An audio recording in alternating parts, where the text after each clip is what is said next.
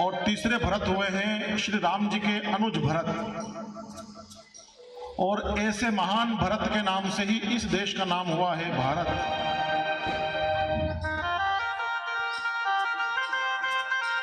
और ऐसे महापुरुषों ने इस पृथ्वी पर जन्म लिया है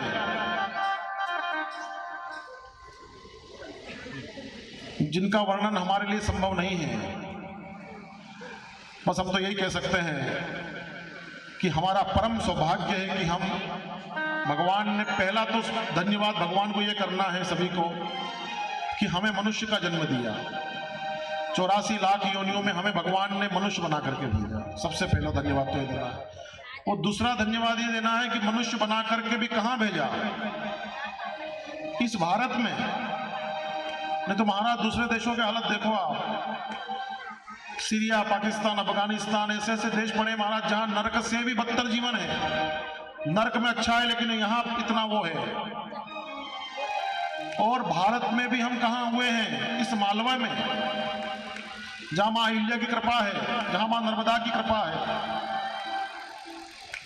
तो एक बार सभी अपने ही इस देश को, अपने वतन को प्रणाम करके आगे कथा में प्रवेश करते हैं। और जहाँ डार डार सोने की चिड़िया करती है बसेरा, वो भारत देश है मेरा, वो भारत देश है मेरा, वो भारत देश है मेरा, वो भारत देश है मेरा। जहाँ सत्य अहिंसा और धर्म का पग पग लगता फेरा, वो भारत देश है मेरा, वो भारत देश है मेरा, वो भारत देश है मेरा, वो भारत देश है मेरा।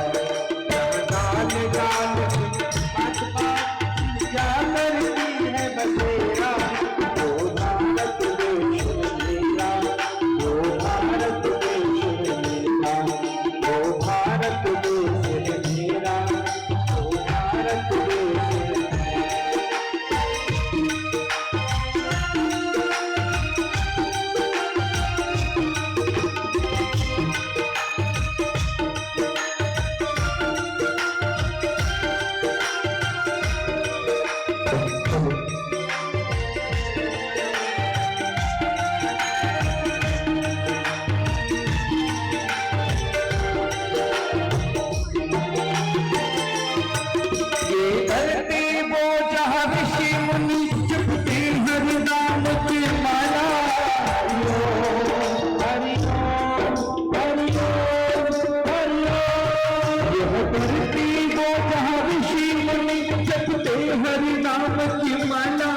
जहाँ हरि बाल कृष्ण मोहन है और राधा कृष्ण बाला, और राधा कृष्ण बाला।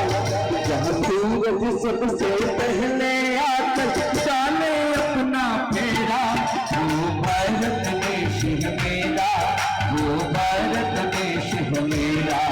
जहाँ डाल डाल पर सोने की चिड़िया करती है बसेरा, वो भारत देश है मेरा, वो भारत देश है मेरा।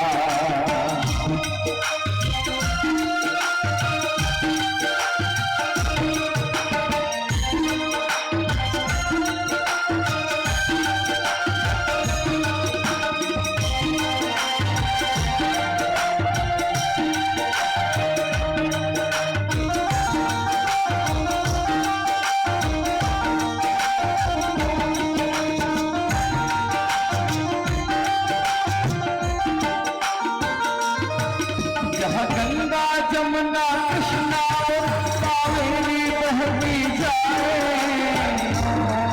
हरि ओम हरि ओम हरि ओम। जहाँ गंगा यमुना कृष्णा और कावेरी बहती जाए, जहाँ उत्तर दक्षिण पूर्व पश्चिम को अमृत पिलवाए, को अमृत पिलवाए। वही यह जल पल और केशर कहीं बिखेरा, वो भारत देश है मेरा, वो भारत देश है मेरा, वो भारत देश है मेरा, वो भारत देश है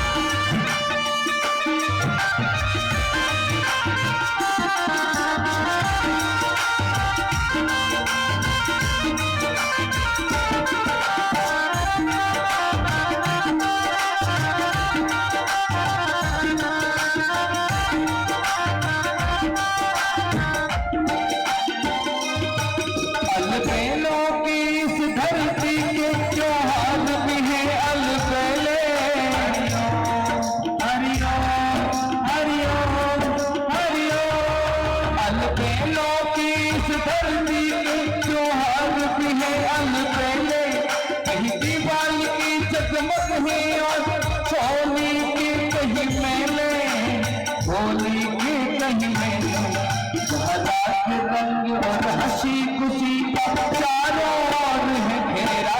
वो भारत देश है मेरा, वो भारत देश है मेरा, वो भारत देश है मेरा, वो भारत देश है मेरा। जहाँ डाली डाल पर सोने की चिड़िया करती है बसेरा।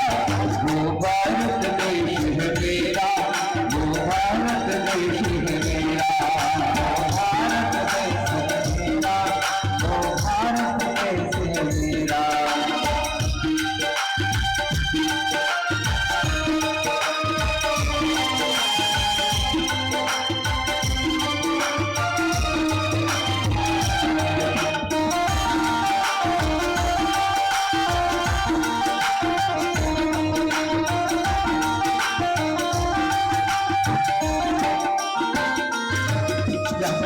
जमान से बातें करते मंदिर और शिवालय, हरिओम हरिओम हरिओम। जहाँ आसमान से बातें करते मंदिर और शिवालय, किसी नगर में किसी द्वार पर कोई न ताला डाले, कोई न ताला डाले। और प्रेम की बंसी जहाँ बजाता आए शाम सवेरा। वो भारत देश है मेरा, वो भारत देश है मेरा, वो भारत देश है मेरा, वो भारत देश है मेरा। मेरे देश की धरती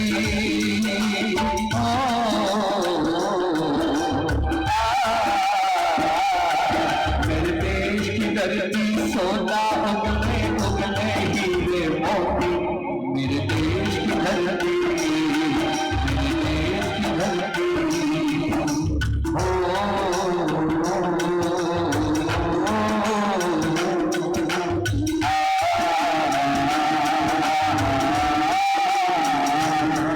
जहाँ डाल डाल पर सोने की चिड़िया करती बसेरा। वो भारत देश है मेरा, वो भारत देश है मेरा। एक बार हम तो भारत देश का सम्मान कर रहे हैं, लेकिन मैं चाहता हूँ कि आप भी थोड़ी सुस्ती को थोड़ा दूर करें, क्योंकि जिस मिट्टी से बनकर हम बने हैं उसका धन्यवाद करना चाहिए। तो एक बार सभी का आना चाहिए। वो भारत देश है मेरा, वो भारत देश है मेरा, भारत देश है मेरा, वो भारत देश है मेरा, वो भारत देश है मेरा, वो भारत देश है मेरा, वो भारत देश है मेरा, वो भारत देश है मेरा। आगे बिहारी लाल और भारत माता की जय हो।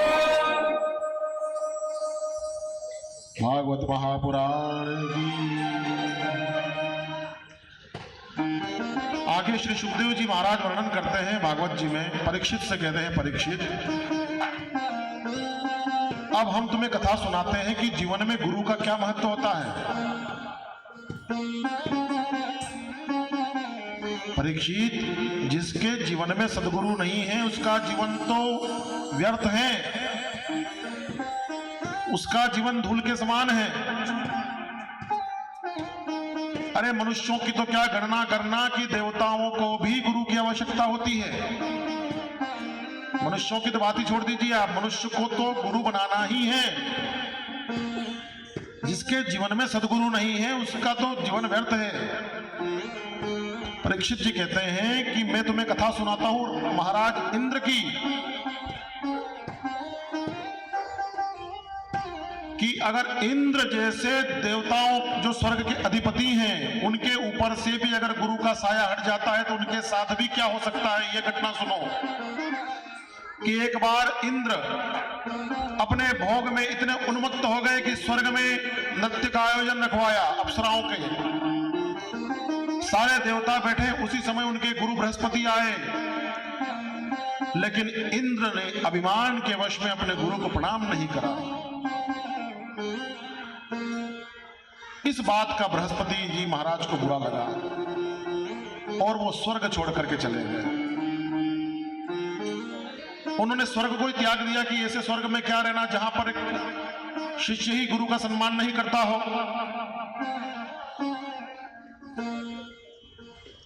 और ये बात जैसे ही राक्षसों को पता लगी, क्योंकि दैत्यों और दानवों का तो युद्ध हमेशा होता ही है, जैसे ही दानवों को पता लगा कि इंद्र के गुरु स्वर्ग छोड़ करके चले गए हैं, गुरु कृपा इंद्र के ऊपर से हट चुकी है, और उसी समय दैत्यों ने स्वर्ग पर आक्रमण कर दिया और इंद्र को स्वर्ग से भगा दिया। स्वर्ग पर राज्य कर लिया, दैत्यों का राज्य हो गया। देखिए, इस संसार में सबसे बड़ा बल माना गया है आत्मबल को, लेकिन आत्मबल से भी बड़ा बल होता है गुरु की कृपा का बल, गुरु बल। इसलिए देवता भागे भागे ब्रह्मा जी पर गए कि अब हमारा क्या होगा। ब्रह्मा जी ने पहले तो उन्हें फटकारा कि भैया तुम्हें ऐसा नहीं करना था, जीवन में गुरु का महत्व बहुत होता है, तुमने गुरु का स्वागत ही नहीं, गुरु का तुमने अपमान कर दिया। बिना गुरु के स्वर्ग की प्राप्ति नहीं होगी, जाओ गुरु बनाओ पहले तो बृहस्पति जी को ढूंढो, नहीं तो किसी और को गुरु बनाओ, लेकिन बनाओ। इसलिए उन्होंने, इंद्र ने विश्व रूप के पुत्र त्वष्टा को गुरु बनाया। एक विश्व रूप नाम के महाराज थे, उनके पुत्र थे त्वष्टा, उनको गुरु बनाया। और त्वष्टा ने कहा कि इंद्र, अगर तुम्हें वापस स्वर्ग चाहिए तो तुम मेरे कहने के अनुसार नारायण कवच का पाठ करो। और त्वष्टा के कहने पर इंद्र ने नारायण कवच के पाठ किए, और उसके प्रभाव से वापस इंद्र विजयी हुए और फिर से स्वर्ग की प्राप्ति हुई। लेकिन इंद्र तो इंद्र है, थोड़े दिन बाद भूल गए कि भैया ये त्वष्टा की कृपा थी। उन्हें लगा कि ये तो मेरे ही शक्ति का परिणाम है। लेकिन कहीं इंद्र के मन में यह भेद उत्पन्न हो गया कि कहीं त्वष्टा का नाम न हो जाए, इसलिए उन्होंने त्वष्टा की हत्या करवा दी, अपने ही गुरु की हत्या करवा दी। इंद्र पर ब्रह्म हत्या का दोष लगा। लेकिन कहते ना कि जो कोई बड़ा आदमी होता है उसका दोष भी सहजता पूर्वक निकल जाता है। तो इंद्र पर जो ब्रह्म हत्या का दोष लगा था, उसे पृथ्वी ने, वृक्षों ने, महिलाओं ने और जल ने 4 भाग में बांट लिया। इसीलिए उस पाप का फल आज भी ये चारों भोग रहे हैं। ये ब्रह्म हत्या का फल आज भी महिलाएं भी भोगती हैं, जो मासिक धर्म महिलाएं आती हैं। ये इंद्र की ब्रह्म हत्या का फल स्त्रियों ने लिया, उसका परिणाम है। वृक्षों ने लिया तो वृक्षों में आज भी गोंद के रूप में उनके वो पाप वो निकलता है। जल में आज भी फैन, जो जल में से फैन निकलता है, ये सब इंद्र के ब्रह्म हत्या का दोष अपने सर पर लेने की वजह से हुआ है। और आज भी भूमि पर जगह जगह उबड़ खाबड़ वनस्पतियां, जगह जगह पर्वत ये निकले हुए हैं। ये भी उसी ब्रह्म हत्या का दोष आज भी पृथ्वी को लगा हुआ है। और वापस इंद्र शुद्ध होकर के इंद्रासन पर जाकर के बैठ गए। लेकिन ये बात उनके पिता विश्वरूप को अच्छी नहीं लगी, और उन्होंने एक महान यज्ञ किया, और उस यज्ञ में से एक असुर को प्रकट किया जिसका नाम था वृत्तासुर। और वृत्तासुर को आदेश दिया कि जाओ मेरे पुत्र की हत्या का बदला लो। और वृत्तासुर ने जाकर के स्वर्ग पर आक्रमण किया और इंद्र को पुनः परास्त किया। इंद्र भागे भागे गए श्री नारायण की शरण में, और नारायण से प्रार्थना करी कि हे नारायण, हम वृत्तासुर से कैसे अजय प्राप्त हो सके। वृत्तासुर तो महान पराक्रमी राक्षस है। तो नारायण ने कहा कि वृत्तासुर को मारने का एक ही उपाय है कि इस समय नैमिषारण्य नाम के तीर्थ में एक महर्षि तपस्या कर रहे हैं जिनका नाम है दधीची। अगर तुम उनकी अस्थियां प्राप्त कर सको और उनकी अस्थियों से वज्र बना करके अगर तुम वृत्तासुर से युद्ध करोगे तो उसी वज्र से वृत्तासुर की समाप्ति होगी, और इसके अलावा कोई उपाय नहीं है। हाँ, पर दधीची अपनी अस्थियां प्रदान करने की तुम्हें सहमति दे तो तुम्हारी बात बनेगी। सभी स्वर्ग के देवता नैमिषारण्य में पधारे और वहां पर आकर के दधीचि मुनि को प्रणाम किया और कहा कि हे नाथ, आज आपकी बड़ी आवश्यकता है हमें। तो दधीचि मुनि ने कहा, बताइए भैया क्या सेवा कर सकते हैं हम आपकी। कहा कि महाराज आपकी अस्थियां चाहिए। अब दधीचि की जगह आपसे कोई ऐसा मांग ले तो क्या करोगे? जीते जी आपसे कोई कहे, 90 साल की अम्मा से भी कोई कह दे आके कि अम्मा जी अब हो गई उम्र आपकी जाने की, अब जाते जाते आपकी हड्डियां दान कर दो हमें, अब जाओ, बोले निकलो। महाराज आपको खंडवा नाके से पार करके आएंगे अम्मा जी मारते मारते। तो मुझे मारने की बात, मेरे को मरने की बात कह रहा है। अरे आदमी कितना भी परेशान हो जाए पर कभी ये नहीं सोचता है कि भैया हम मर जाएं। मृत्यु का भय, मृत्यु का तो बात ही ऐसा है। लेकिन धन्य है दधीचि जिन्होंने सहर्ष कहा कि मेरी हड्डियां धन्य हो जाएंगी अगर देवताओं के काम में आए। कैसी बात कर रहे हो? अरे ये शरीर किसी काम का तो नहीं है, वैसे तो शरीर को सबसे गंदा माना गया है, और अगर यही शरीर किसी के काम में आ जाए तो इससे बड़ी बात क्या हो सकती है। लेकिन मेरी एक इच्छा थी कि मैं अपने शरीर को त्यागने के पहले सभी तीर्थों में स्नान करूं, मुझे सभी तीर्थों में भ्रमण करने दो, उसके बाद में ये शरीर तुम्हारी इच्छा हो जो करना। लेकिन इंद्र को तो जल्दी थी, कहा महाराज इतना समय नहीं है हमारे पास में, तो क्या करें। इंद्र ने सभी तीर्थों को कहा कि तुरंत इसी स्थान पर आ जाओ। और महाराज देखते ही देखते वहां एक कुंड बन गया जिसमें सभी तीर्थों का जल आ गया। आज भी नैमिषारण्य में दधीचि कुंड के नाम से वो कुंड है जहां पर सभी तीर्थों का जल एक ही जगह मिलता है। कहा कि महाराज जल्दी इसमें डुबकी लगाओ और बाहर निकलो, आपको इस सबका फल मिल जाएगा।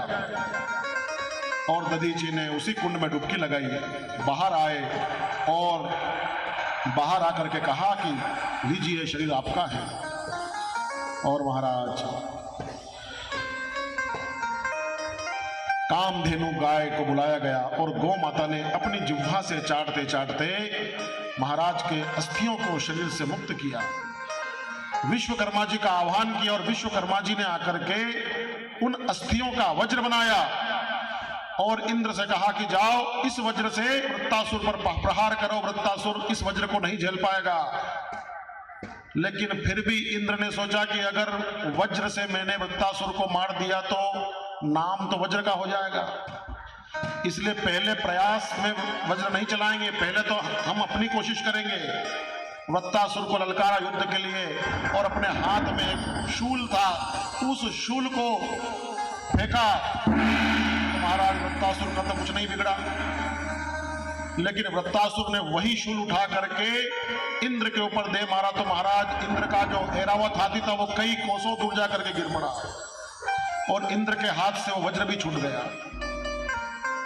और युद्ध का नियम है कि एक बार शस्त्र हाथ से छूट जाता है तो दूसरी बार उस शस्त्र को आप उठा नहीं सकते, ये युद्ध का नियम है। अब सामने साक्षात मृत्यु खड़ी है, अब वृत्तासुर अगर एक शूल और फेंक दे तो इंद्र को परम धाम पहुंचा दे, इधर वज्र उठा नहीं सकते। अब वृत्तासुर भी नारायण के परम भक्त थे, तो वृत्तासुर ने कहा इंद्र अपने मन में कभी ये मत सोचना कि हम कार्य स्वयं कर रहे, ये सब नारायण की कृपा है। मैं चाहूं तो तुम्हें इसी समय मार सकता हूं, लेकिन मैं तुम्हें मारूंगा नहीं। आज पहली बार युद्ध का नियम बदलो, जाओ वज्र उठाओ और उस वज्र का प्रहार करके मुझे मारो। तो इंद्र ने पूछा कि भैया तुझे मरने की जल्दी क्यों है? कहा कि अब मुझे मरना है। क्यों? क्योंकि उधर देखो आकाश में स्वयं नारायण गरुड़ पर खड़े होकर के मेरे स्वागत के लिए खड़े हैं, और जिसकी मृत्यु के समय नारायण के दर्शन हो उस समय अगर व्यक्ति नहीं मरे तो फिर क्या मृत्यु उसकी। उठाओ इंद्र वज्र उठाओ और मेरा समाप्त करो मुझे। और महाराज इंद्र ने शर्म के मारे नीचा सर करके वज्र को उठाया और न चाहते हुए भी वज्र का प्रहार करना पड़ा, और उस वज्र के प्रहार से वृत्तासुर परम धाम को प्राप्त हुए। और जाते जाते वृत्तासुर ने भगवान की इतनी सुंदर स्तुति करी। महाराज साक्षात नारायण जिसके दर्शन के लिए आए थे कि अहम हरे तव पादे कमूलम दासानुबसो भवितास्मि भूयः मनः स्मरेतासु पतेर्गुणास्ते गृणीतवाक् कर्म करोतु नः। हे नाथ, मृत्यु के समय जिसके आपके दर्शन हो जाते हैं तो ऐसी मृत्यु तो संसार की सबसे पावन मृत्यु मानी जाएगी। और देखते ही देखते वृत्तासुर भगवान के शरीर में ही लीन हो गए। भगवान ने स्वयं के शरीर में उन्हें स्थान दिया। ऐसे वृत्तासुर नाम के राक्षस का वर्णन आता है। और उसके बाद में इंद्र अजय हुए। इंद्र ने सभी दैत्यों का संहार किया। इस बात का दैत्यों की मां है दिति, उनको बुरा लगा और उन्होंने अपने पुत्र हिरण्यकश्यप को आदेश दिया कि जाओ, अब तुम अपने भाइयों का बदला लो। हिरण्यकश्यप तो पहले से ही नारायण से चिढ़ते थे, क्योंकि बड़े भ्राता हिरण्याक्ष का वध नारायण के हाथों से हुआ, तो इसे नारायण को परम शत्रु मानते थे। और हिरण्यकश्यप अपनी पत्नी कयाधु और 3 पुत्रों को छोड़ करके वन में गए तपस्या करने के लिए। और तपस्या भी कोई ऐसी वैसी नहीं महाराज। हिरण्यकश्यप की तपस्या देख लोगे तो बहुत क्या तपस्या थी। एक वृक्ष के पास में खड़े होकर के, एक पैर पर खड़े होकर के दोनों हाथ ऊपर करके ओम ब्रह्मणे नमः, ओम ब्रह्मणे नमः, ओम ब्रह्मणे नमः का तप करना आरंभ किया। एक दिन यह स्थिति हो गई कि हिरण्यकश्यप उस तने के अंदर ही समा गए। चींटियों ने घर बना लिया, बांबी बना ली। उस मार्ग से कोई निकलता तो कोई व्यक्ति दिखता नहीं है, केवल आवाज आती है ओम ब्रह्मणे नमः की। पूरा शरीर तने के अंदर समा गया। चींटियों ने घर बना लिया, जटाएं बड़ी बड़ी हो गई। और एक स्थिति ये आई कि महाराज तपस्या करते करते उनके मस्तक में से धुआं निकलने लग गया। इतनी कठोर तपस्या हिरण्यकश्यप ने करी भगवान ब्रह्मा जी की। उधर हिरण्यकश्यप तपस्या करने में लगे, उसी समय इंद्र ने आकर के कयाधु के तीनों पुत्रों को मौत के घाट उतार दिया। और उस समय चौथा पुत्र कयाधु के गर्भ में था। इंद्र ने कयाधु की हत्या का प्रयास भी किया, लेकिन नारद जी महाराज ने आकर के इंद्र को रोका कि नारद, इंद्र,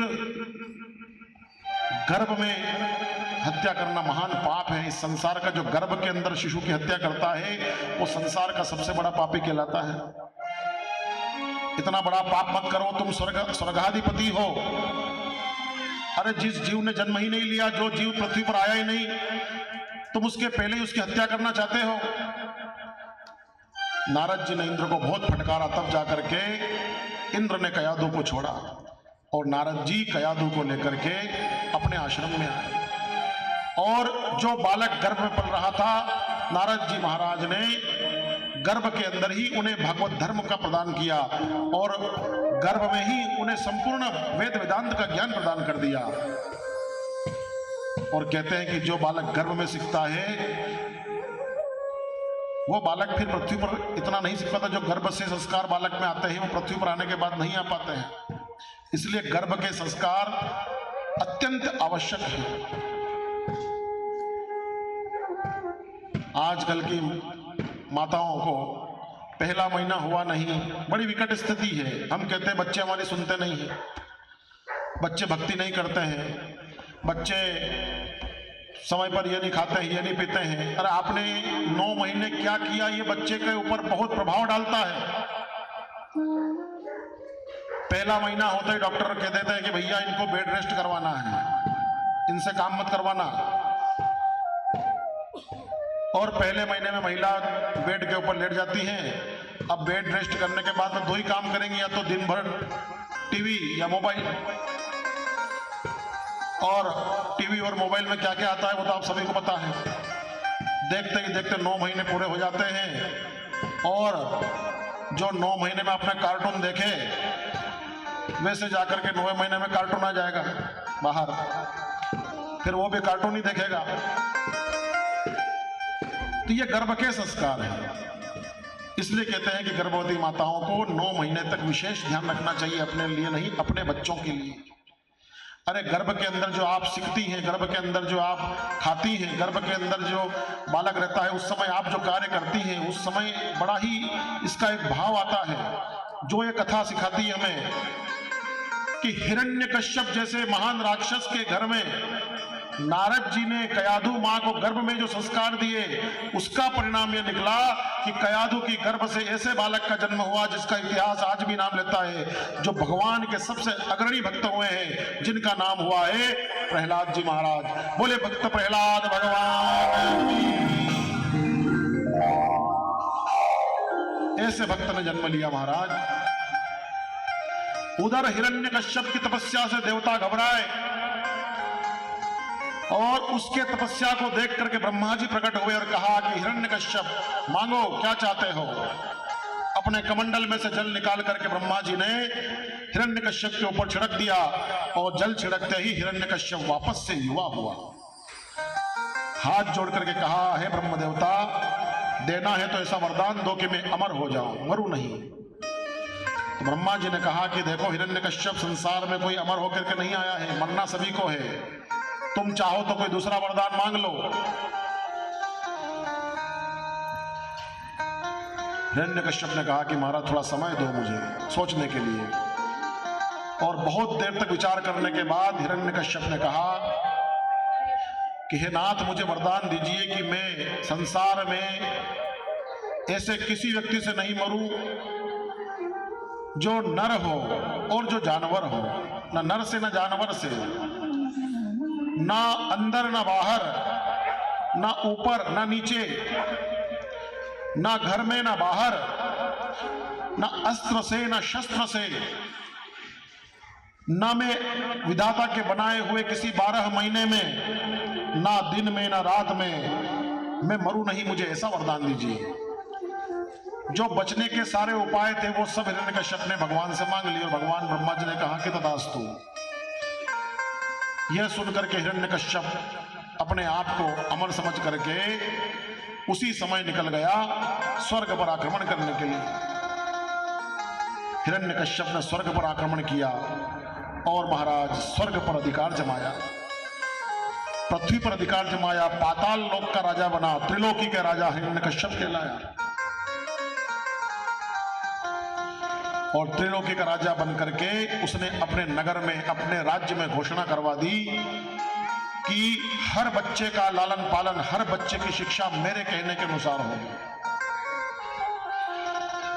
और जितने भी गुरुकुल थे उन सबको आदेश दे दिया कि जितने भी गुरुकुल हैं उन सभी गुरुकुलों में मेरे कहने के अनुसार पाठ्यक्रम चलाया जाए। और हिरण्यकश्यप महाविद्यालय के नाम से उन्होंने गुरुकुल खुलवाए। वहां पर बच्चों को ऐसी शिक्षाएं दिलवाई कि महाराज गौ माता को कैसे मारना, ब्राह्मणों का वध कैसे करना, अत्याचार कैसे करना, पाप कैसे करना। और उनके कुलपति नियुक्त किए गए शुक्राचार्य जी के पुत्र षंड और अमर्क को। देखिए हमारे देश की बड़ी विडंबना रही है। हमारे देश की जो शिक्षा पद्धति थी वो संसार में सबसे सर्वश्रेष्ठ थी। हमारे यहां पर गुरुकुल थे, हर वर्ण का बालक गुरुकुल में पढ़ता था। घर को त्याग करके गुरुजी के आश्रम में रह करके गुरुजी की आज्ञा का पालन करके ही बच्चा शिक्षा को प्राप्त करता था। वो बच्चा जब गुरुकुल से निकलता था तो महाराज उसे किसी के सामने हाथ जोड़ करके नौकरी मांगने की आवश्यकता नहीं पड़ती थी। यह गुरुकुल में ऐसी व्यवस्था थी हमारे यहाँ पर। और अंग्रेजों ने जब आकर के हमारी शिक्षा पद्धति को देखा तो सबसे पहले उस पद्धति को ही परिवर्तन करवाया। सबसे पहले हमारे पाठ्यक्रम परिवर्तन करवाए गए, गुरुकुलों को बंद करवाया गया। और अंग्रेजों ने क्या खोले यहाँ पर आकर के कॉन्वेंट, जिससे बचपन से ही बच्चे को उनके धर्म के प्रति सिखाना, उनको ईसाई बनाना, उनको हर प्रकार से बच्चे का जो, क्योंकि बच्चा ही एक कोमल मन होता है, कच्ची मिट्टी के भांति होता है। जो आकार उसको बचपन में मिलता है वही उसको जीवन भर उसके साथ चलता है। और हिरण्यकश्यप ने भी यही किया। हिरण्यकश्यप ने अपने पुत्र प्रहलाद को भी गुरुकुल भेजा पढ़ने के लिए। और प्रहलाद जी महाराज के जो कुलपति थे षंड अमर्क, उन्हें स्पष्ट निर्देश दिया कि इनकी शिक्षा पद्धति बिल्कुल हमारे हिरण्यकश्यप महाविद्यालय के अनुसार, पाठ्यक्रम के अनुसार होना चाहिए। 6 महीने के बाद प्रहलाद जी महाराज पढ़ करके घर पर आए। देखिए, हिरण्यकश्यप कोई साधारण व्यक्ति नहीं था, यह बात हम सबके ऊपर लागू होती है। हिरण्यकश्यप कोई साधारण व्यक्ति नहीं था, त्रिलोकी का राजा था। कहां का? त्रिलोकी, यानी कि स्वर्ग का भी राज्य उसके पास में था, पृथ्वी का भी था, पाताल का भी था। आप तो खाली अपने घर के राजा हो, लेकिन हिरण्यकश्यप त्रिलोकी का राजा था। लेकिन जैसे ही प्रहलाद जी 6 महीने के बाद घर पर आए तो सबसे पहले घर में प्रवेश करने के पहले प्रहलाद जी को अपने पास बुलाया और पूछा कि बेटा 6 महीने तक गुरुकुल में क्या पढ़ करके आए हो? आपसे ज्यादा समझदार था हिरण्यकश्यप इस मामले में। हमने अपने बच्चे को जिस दिन से स्कूल भेज दिया है, आज दिन तक पूछा कि भैया क्या हो रहा है स्कूल के अंदर, किसके साथ बैठ रहे हो, किसके साथ उठ रहे हो, क्या तुम्हें पढ़ाई हो रही है, कैसी तुम्हारी कॉपी है, तुम्हारी किताब कैसी है। आजकल एक नया ट्रेंड बिल्कुल शानदार चला है कि भैया जिसके बच्चे की स्कूल की फीस जितनी ज्यादा, वो अपने आप को उतना गर्व, अपने आप को समाज में, सोसाइटी में गौरवान्वित महसूस करता है। भैया मेरे बच्चे की फीस ही 2 लाख रुपए। अरे देखने की जरूरत ही नहीं है। बढ़िया टाई पहना दी, मोजे पहना दिए, अच्छे शानदार शूज पहना दिए, स्कूल की ड्रेस पहना दी और बच्चे को स्कूल रवाना कर दिया और अपना पल्ला झाड़ लिया कि भैया हम तो हो गए बीए पास। ऐसे करने से बच्चे में शिक्षा नहीं आएगी महाराज। आपसे अच्छा तो वो हिरण्यकश्यप था कि कम से कम उसने 6 महीने बाद अपने बच्चों को, पहले त्रिलोकी के राजा के पास में काम भी होंगे, उनके पास भी बहुत सारे काम होंगे, लेकिन फिर भी उसने प्रश्न किया। और प्रहलाद जी महाराज ने क्या उत्तर दिया कि हे पिताश्री, मैंने गुरुकुल से बस एक ही बात सीखी है कि इस संसार में सबके पिता वो परमात्मा है जिनका नाम श्री नारायण है। ये बात सुनते ही कहा कि तुझे ये किसने सिखाया? कहा कि पिताजी मुझे सिखाने की आवश्यकता ही नहीं है, पता नहीं मेरे मन के अंदर से ऐसे भाव आते हैं कि संसार में सबसे बड़े वो नारायण हैं, उन्हीं से पूरा संसार चलता है। ये बात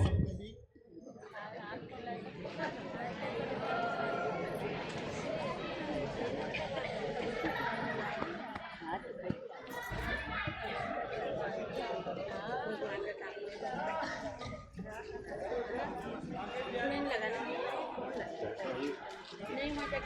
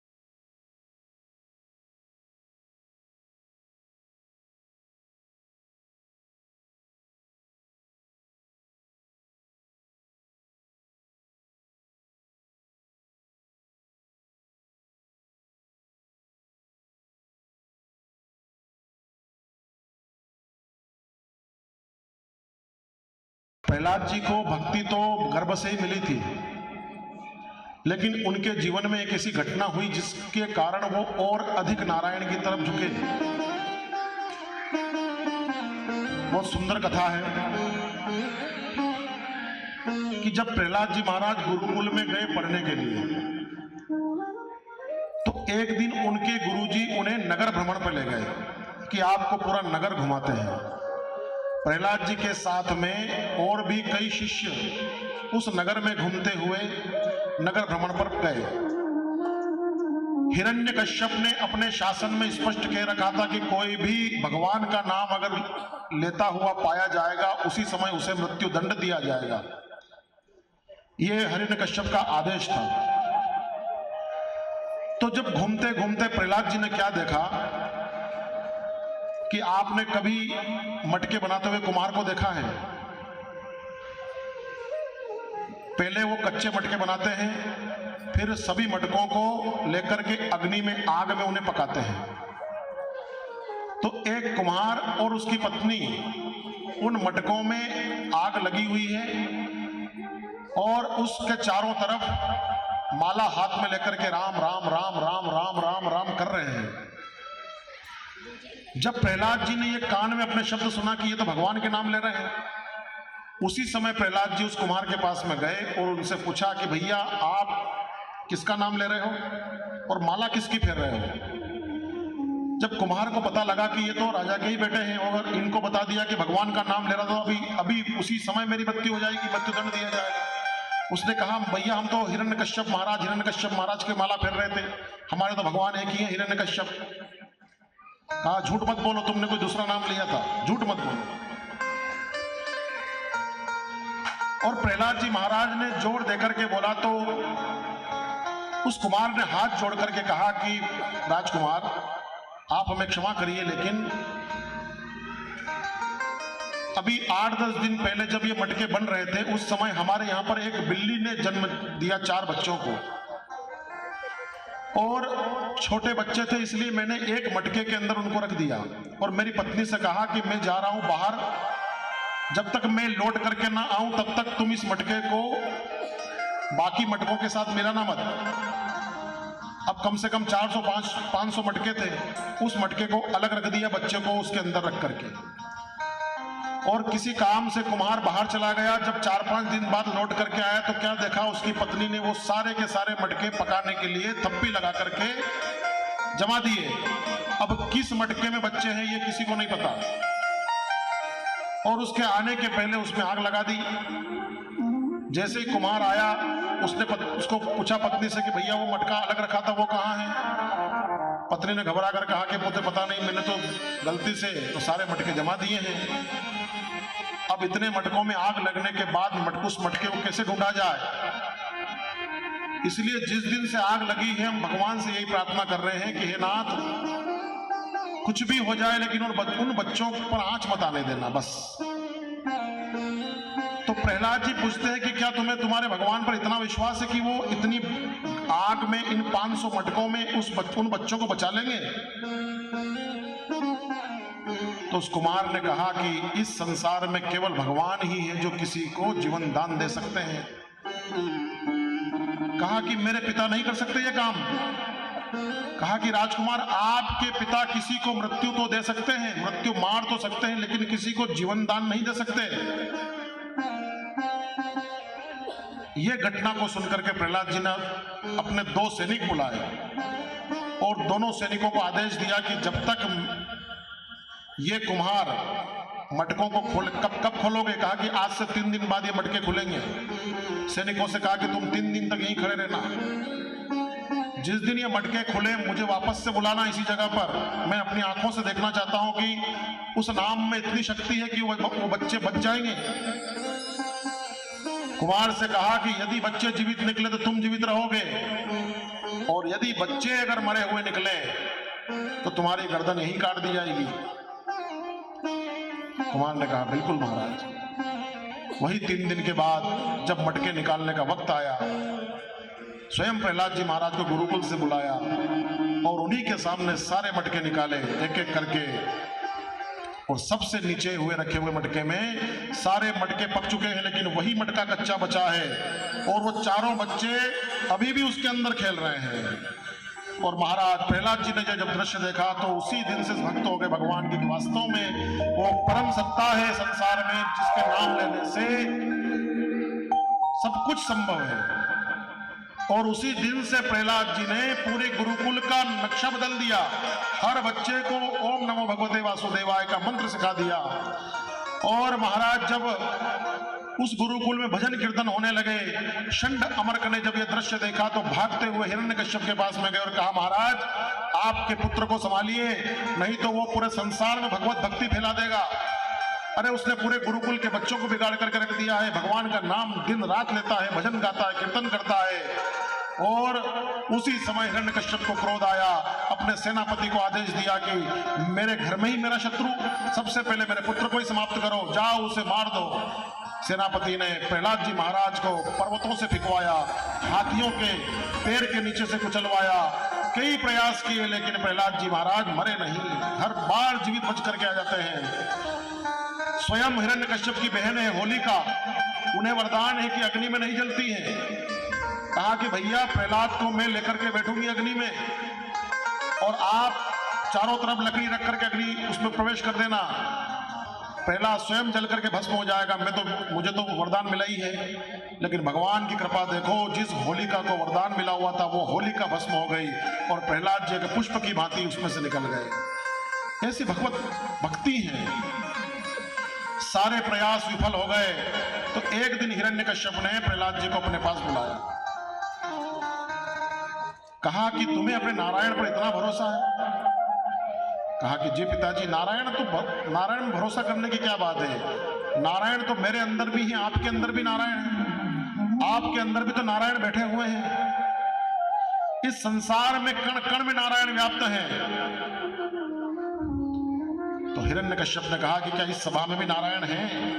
बोला जी पिताजी, इस सभा में भी नारायण है, यहाँ के बैठे हुए हर व्यक्ति में नारायण है। तो हिरण्यकश्यप कहता है कि ये जो खंबा लगा है लोहे का, क्या इसके अंदर भी नारायण है? बोले कि जी पिताजी, इसके अंदर भी नारायण है। अपने सेना को आदेश दिया, इस खंबे को जितना गर्म हो सके उतना गर्म करो। खंबे के चारों तरफ आग लगाई गई और खंबे को इतना जलाया गया कि खंबा जो काला था लोहे का वो लाल हो गया। और प्रहलाद से कहा कि जाओ, तुम्हें विश्वास है ना कि इस खंबे में नारायण है, जाओ इस खंबे को पकड़ करके दिखाओ और कहो अपने नारायण से कि वो इस खंबे से निकले। और महाराज जब प्रहलाद जी उस खंबे के पास में गए तो एक पल के लिए तो प्रहलाद जी भी उस खंबे का रूप देख करके कांप गए। धधक रहा है खंबा। और जब नारायण ने देखा कि मेरे भक्त का विश्वास डगमगाने लगा है तो महाराज उस गर्म खंबे पर ही भगवान ने लाल चींटियां चलवा दी। और जब चींटियों को चलता हुआ देखा तो प्रहलाद जी मुस्कुरा दिए और दौड़ करके उस खंबे को अपने बाहों में भरा और बाहों में भरते ही खंबे के दो टुकड़े हुए और महाराज उसी खंबे में से साक्षात नारायण भगवान सिंह अवतार लेकर के प्रकट होते हैं। बोले नरसिंह भगवान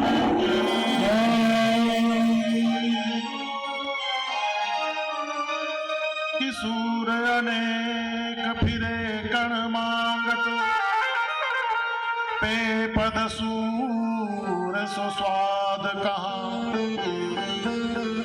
पुनिताल मजीरा बजाती फिरे, मीरा मतवारी सी चाह कहाँ। किसिया राम कथा कितनों ने लिखी, पर तुलसी जैसी मर्याद कहाँ। नरसिंह बसे प्रति खंभन में, पर काढ़न को प्रहलाद कहाँ। नारायण तो आज भी हर खंभे में बसे हैं, लेकिन उसको निकालने के लिए भक्त होना चाहिए प्रहलाद जैसा, भक्ति होना चाहिए प्रहलाद जैसी। और नरसिंह भगवान ने प्रकट होते ही उस रूप को देख करके हिरण्यकश्यप भी डर गया, ऐसा भयानक रूप। और हिरण्यकश्यप भागा, पीछे पीछे भगवान नरसिंह भाग रहे हैं। महल के द्वार पर जाकर के हिरण्यकश्यप को पकड़ा और पकड़ करके अपनी ही जंघाओं पर डाल करके कहते हैं भगवान के, देख हिरण्यकश्यप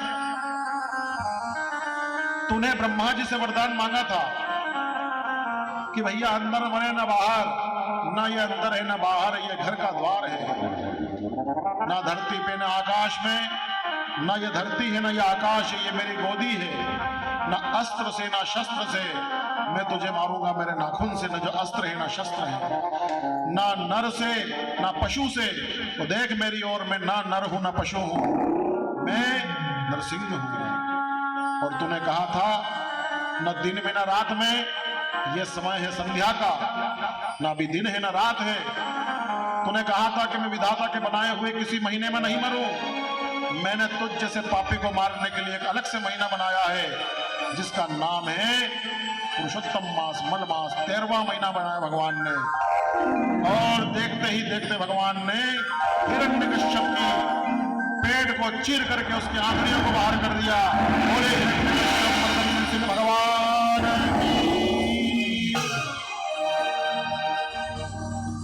महाराज। इस दृश्य को देख करके, उस रूप को देख करके, देखिए भगवान को आप छल से कपट से नहीं जीत सकते। आप कितने भी रास्ते निकाल लीजिए बचने के, लेकिन भगवान से आप ये मत सोचिए कि हम छल करके जीत जाएंगे। भगवान को जीतने का केवल एक ही तरीका है, वो है प्रेम, प्रेम और प्रेम। भगवान को आप प्रेम के बल पर, प्रेम के वशीभूत होकर के जीत सकते हो। भगवान को बल से या षड्यंत्र से या छल से नहीं जीता जा सकता। हिरण्यकश्यप ने कितने वरदान मांगे, लेकिन भगवान ने फिर भी उसका रास्ता निकाला। इसलिए यह प्रयास मत करो कि भगवान को हम, क्योंकि वर्तमान समय की स्थिति वही हो रही है। आज भगवान को प्रेम से वश में करने के बजाय हम भगवान को जबरदस्ती वश में कर रहे हैं, टोनों से, टोटकों से। आज की भक्ति, वर्तमान की भक्ति कोई दूसरा रूप लेकर के बैठी है, ये कड़वी सच्चाई है।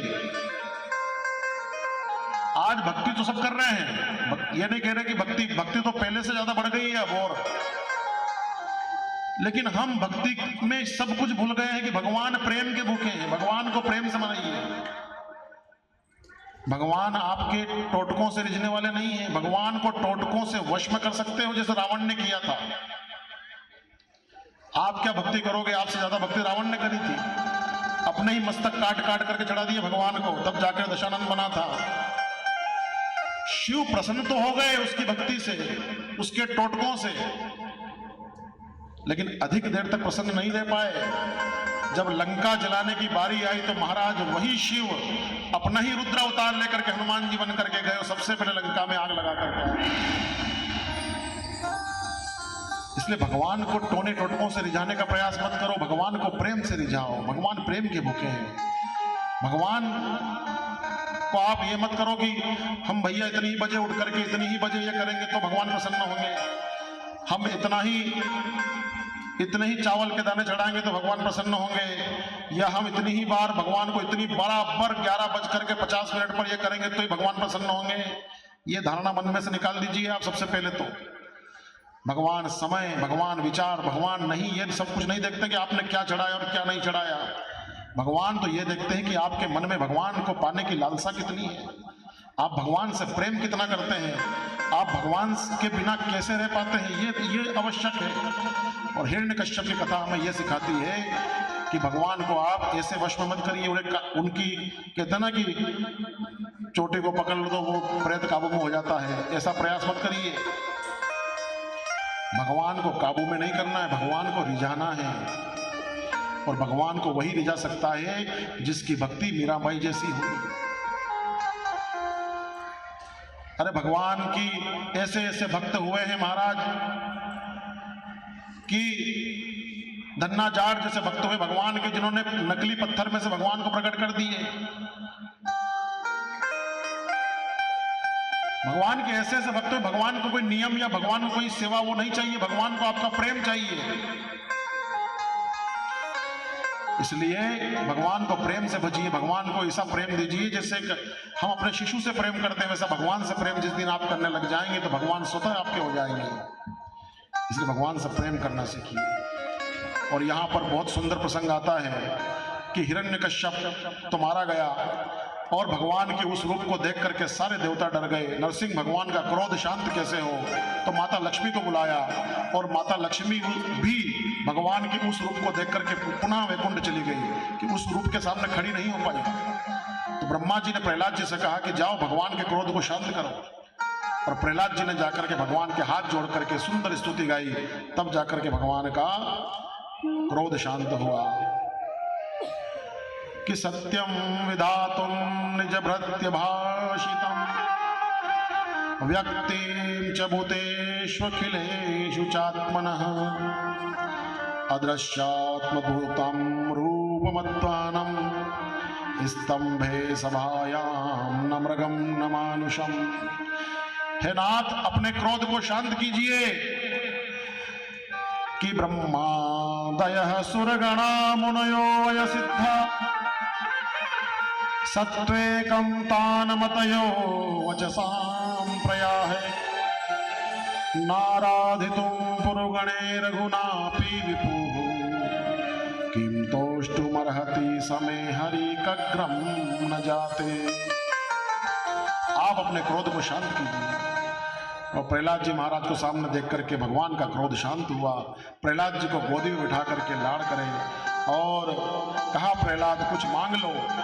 प्रहलाद जी ने कहा कि मेरी इच्छा तो नहीं है मांगने की नाथ, लेकिन आपसे बस एक ही कामना है कि मेरे पिता की दुर्गति मत करना। कैसा भी था, दुष्ट था, पापी था, अत्याचारी था, लेकिन था मेरा पिता। कहीं आप क्रोध में आकर के उनका अहित मत कर देना। भगवान कहते हैं कि प्रहलाद, तुम्हें चिंता करने की आवश्यकता नहीं है। जिस घर में प्रहलाद जैसा भक्त जन्म ले लेता है तो वहां की 21 पीढ़ियां तो स्वतः तर जाती हैं। इतना होने के बाद भी प्रहलाद के मन में पितृ भक्ति है। इसलिए मैंने कहा था कि सबसे पहले बालक को माता पिता भक्त बनाओ। जो बालक माता पिता का भक्त नहीं बन सकता वो भगवान का भक्त कभी जीवन में नहीं बन सकता। ये ध्यान रख लेना। जिसने अपने माता पिता की सेवा नहीं करी और वो अगर मंदिर में जाकर के अगर दिन भर में 1000 माला भी करता है तो ये पाखंड है, भगवान का भक्त नहीं बन सकता। वो सबसे पहले माता पिता का भक्त बनेगा बच्चा, तभी जाकर के भगवान का भक्त बन सके। इतना होने के बाद भी प्रहलाद भगवान से मांगते हैं कि मेरे पिता की दुर्गति मत करना। धन्य है प्रहलाद। और यहां प्रहलाद अपनी स्तुति में कहते हैं कि प्रभु आप तो बड़े करुणानिधान हैं। आप किसी की उम्र देख करके पसंद नहीं होते हैं। अरे ध्रुव की क्या उम्र थी। आप किसी के रूप को देख करके पसंद नहीं होते हैं। अरे उस कुब्जा का क्या रूप था। आप किसी का ज्ञान देख करके किसी पर पसंद नहीं होते हैं। अरे उस हाथी में क्या ज्ञान था जिसको आपने वैसे ही ताड़ दिया। तो जब ये शब्द परीक्षित ने सुना तो सुखदेव जी से पूछा कि यहां प्रहलाद जी किस हाथी का वर्णन कर रहे हैं। तो सुखदेव जी कहते हैं, परीक्षित यहां पर प्रहलाद जी एक गज का वर्णन कर रहे हैं जो कि मंदराचल पर्वत पर रहते थे। और गज नहीं थे, उस जंगल के राजा थे। आमतौर पर जंगल के राजा सिंह होते हैं, लेकिन उस जंगल में राजा वो गज था जिसमें 10,000 हाथियों का बल था, जिसकी 50 पत्नियां और 150 बच्चे उसके आगे पीछे चलते थे। बड़ी ही सुंदर कथा है, ध्यानपूर्वक सुनना। कोई व्यक्ति अभिमान के कारण पता है कहता है कि महाराज मेरे घर का परिवार पता है आपको कितना बड़ा है। हमसे लड़ाई करने की तो बात बहुत दूर की है, हमसे कोई उलझने की भी नहीं सोचता है कि हमारे परिवार में ही 200 आदमी है। इतना लंबा चौड़ा परिवार है हमारा। अगर एक पर आंच आ जाए तो महाराज कम से कम 4 ट्रक भर के अभी लोग आ जाएंगे। अभी परिवार पर बड़ा गर्व रहता है लोगों का, हमारा इतना बड़ा परिवार। वो गज नहीं थे, वो गजेंद्र थे। और उनकी 50 पत्नियां और 150 हाथ बच्चों का जब वो झुंड लेकर के चलते तो महाराज उस जंगल के शेर भाग जाते थे जिस रास्ते से गज निकलता था। इतना अपने ऊपर अहंकार, इतना अभिमान। और वही गज एक दिन सरोवर में स्नान करने के लिए गए। अपने पत्नियों से कहा कि मुझे स्नान करवाइए। और उनकी 50 पत्नियां पास में खड़ी होकर के सूंड में जल भर भर करके गज के ऊपर छोड़ने लगी। और उसी समय गजेंद्र का पैर उसी जल में रहने वाले एक भयानक मगरमच्छ ने पकड़ लिया। वो भी जल के राजा है। पहले तो गज ने सोचा कि कोई छोटा मोटा जीव होगा, मुझे प्रणाम करने के लिए आया होगा, उस तरफ ध्यान नहीं दिया। लेकिन जब स्नान होने के बाद गज ने बाहर निकलना चाहा तो महाराज एक तिल भर भी नहीं खिसक पाए, एक तिल भर भी। ऐसी पकड़ बनाई उस मगरमच्छ ने, ऐसा कस करके पैर पकड़ा कि इतना बलवान हाथी जिसमें 10,000 हाथियों का बल, वो एक तिल भर भी नहीं खिसक पाया अपने स्थान से। और महाराज पहले तो उसने स्वयं प्रयास किया। हर मनुष्य की यही स्थिति, अगर उलझन में पड़ता है तो पहले तो खुद सोचता है निकलने की, लेकिन जब खुद का बल समाप्त हो जाता है तो फिर उसे याद आती अपने परिवार की। फिर वो फोन घुमाएगा अपने भाई को, अपने पिताजी को, अपने काका जी को, अपने फलाने जी को। अपनी पत्नियों से कहा कि जरा प्रयास करो मुझे निकालने का। पत्नियों ने प्रयास किया, कोई पीछे से धक्का लगा रही है, कोई सूंड में सूंड लेकर के खींच रही है, लेकिन सारे प्रयास विफल, नहीं कर पाए। संध्या हो गई, दूसरा दिन हो गया। निकालते निकालते 8 दिन का समय हो गया, लेकिन 8 दिन हो गए, एक तिल भर भी हाथी को वहां से अपने स्थान से डिगा नहीं पाए। और एक एक करके उसके 150 ही पुत्र वहां से जाने लग गए। कब 8 दिन हो गए भैया, हम भी क्यों इसके पीछे भूखे मरे। तो वो हाथी कहता है अपनी पत्नियों से कि देखो तुम्हारे पुत्रों को, अरे जिनको मैंने अपने सीने से लगा करके रखा, बचपन से जिनको मैंने पाला, बचपन से जिनका मैंने साथ दिया, और आज वो देखो इस अवस्था में मुझे छोड़ करके जा रहे हैं। तो पत्नियां कहती है नाथ आप क्यों चिंता करते हो, हम तो हैं आपके पास में, जाने दो उन्हें, बच्चे हैं उनमें इतनी बुद्धि कहां। और एक एक करके उसके 150 ही पुत्र वहां से चले गए। अब बीच सरोवर में अकेला हाथी है और उनकी पत्नियां घेर करके खड़ी हैं। अब 2-4 पत्नियां जाती है, भोजन लेकर के आती हैं, पत्ते वत्ते तोड़ करके लाती हैं और गज को खिलाती हैं। ऐसा करते करते महाराज 15 दिन का समय हो गया और वहां पर मात्र 50 में से 5 पत्नियां बची हैं, 45 और चली गई। वो 5 देखभाल कर रही है, लेकिन 2 दिन बाद वो 5 भी गायब हो गई वहां से। उन्होंने भी सारे प्रयास कर लिए और देखा कि ये तो बचने वाले हैं नहीं, हम क्यों अपना जीवन खतरे में डालें। 20 दिन के बाद उस गज की ये स्थिति हो गई कि उस सरोवर में अब अकेला खड़ा है। जिस परिवार पर इतना अभिमान, इतना घमंड, आज वो बीच सरोवर में अकेला खड़े होकर विचार करता है कि मैं इनके पीछे लोगों से उलझता था, इनके पीछे कहता था कि मेरा परिवार इतना बड़ा है, इतना सक्षम, हम ये कर देंगे, हम वो कर देंगे। व्यक्ति का साथ का असली पता जब चलता है जब मुसीबत आती है।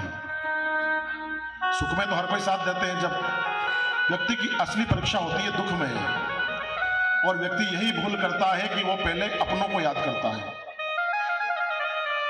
20 दिन के बाद जब गज के पास में कोई नहीं रहा, अकेला पड़ गया, तो अब उसके नेत्रों में से आंसू निकल गए, अश्रु निकलने लगे। बोले कि संसार में कोई किसी का नहीं होता है। और तब जाकर के उसे याद आई उस परमात्मा की। व्यक्ति भी यही करता है, जब चारों तरफ से हताश हो जाता है, संसार के सामने भीख मांगता है, पहले तो हाथ जोड़ता है सबसे, और जब कहीं से उम्मीद नहीं लगती तब जाकर के मनुष्य भी भगवान को भजता है। यही भूल द्रौपदी ने करी, यही भूल हम सब करते हैं, यही भूल उस गजेंद्र ने करी। और आज 20 दिन के बाद जब कोई नहीं है, अब उस मगरमच्छ ने और गहरे जल में उसे खींचना आरंभ कर दिया। खींचते खींचते खींचते खींचते महाराज ये स्थिति आ गई कि अब बचने की कोई उम्मीद दिखी नहीं उस हाथी को। अब लगा कि अब पूरे डूब जाएंगे, और जैसे ही मन में यह भाव आया, तिल भर सूंड बची है, और तिल भर सूंड बचने के बाद में उसने ध्यान लगाया उस परमपिता परमात्मा का, और परमपिता परमात्मा से एक ही विनती करता है कि हे नाथ, इस संसार में अगर आप हैं, आपका यश है, तो मुझे बचा लेना। देखिए, मेरे मरने से कोई फर्क नहीं पड़ेगा, मैं तो एक हाथी हूं। अगर मर भी जाऊंगा तो इतिहास तुम्हें बुरा नहीं कहेगा, लेकिन एक भक्त का भगवान के ऊपर से विश्वास उठ जाएगा। इसलिए ओ मेरे दीन बंधु भगवान रे, गरुड़ पर चढ़कर आ जाना। मेरे दीन बंधु भगवान रे, गरुड़ पर चढ़कर आ जाना। दीन बंधु भगवान रे, गरुड़ पर चढ़कर आ जाना। बंधु भगवान रे, गरुड़ पर चढ़कर आ जाना।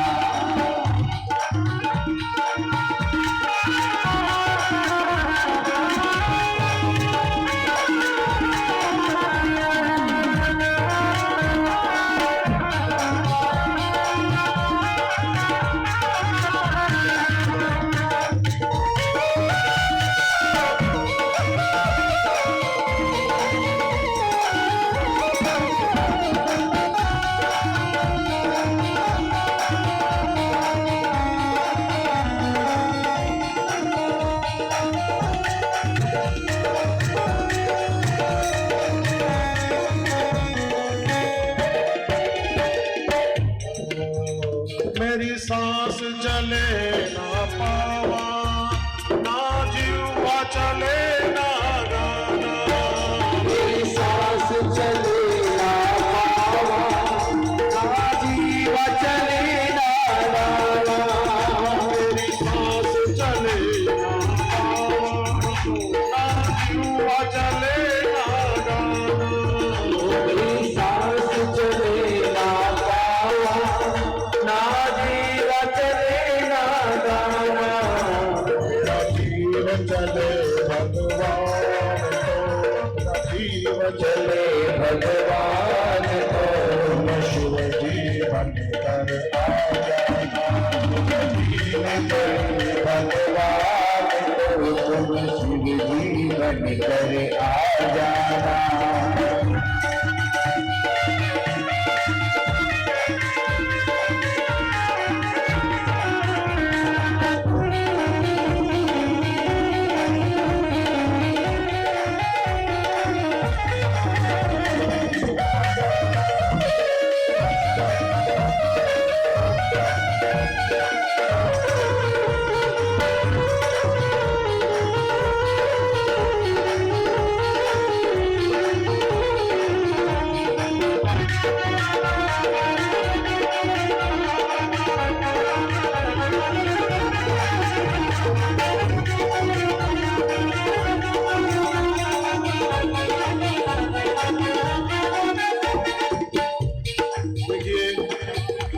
जब भी संकट आए भगवान से यही प्रार्थना करना कि हे नाथ, ओ गुजरो जब में गुलजारी, ये दुनिया रहे ना सारी। गुजरो जब में गुलजारी, ये दुनिया रहे ना सारी। गुजरो जब में गुलजारी, ये दुनिया रहे ना सारी। गुजरो जब में गुलजारी, ये दुनिया रहे ना सारी। ये दुनिया रहे ना सारी, ये दुनिया रहे ना सारी। गुजरो जब में गुरुदेव को, गुजरो जब में गुरुदेव को, सतगुरु बन करके आ जाओ।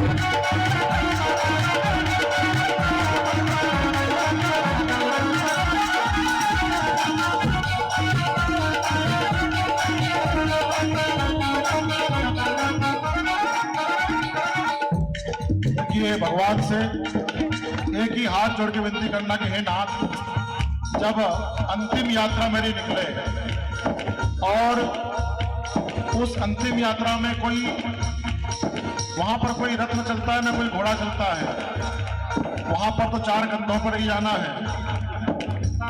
ओ चलने की हो तैयारी, तब घोड़ा मिले ना गाड़ी।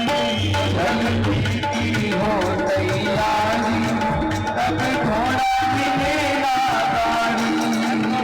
चलने की तैयारी हो, तब घोड़ा मिले ना गाड़ी। चलने की हो तैयारी, तब घोड़ा मिले ना गाड़ी। तब घोड़ा मिले ना गाड़ी। घोड़ा मिले ना गाड़ी।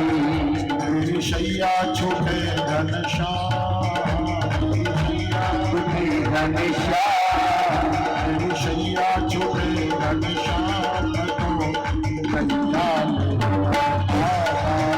मेरे दीन बंधु भगवान ने गरुड़ पर चढ़ कर आ जाना। बंधु भगवान ने गरुड़ पर चढ़ कर आ जाना। बंधु भगवान ने गरुड़ पर चढ़ कर आ जाना।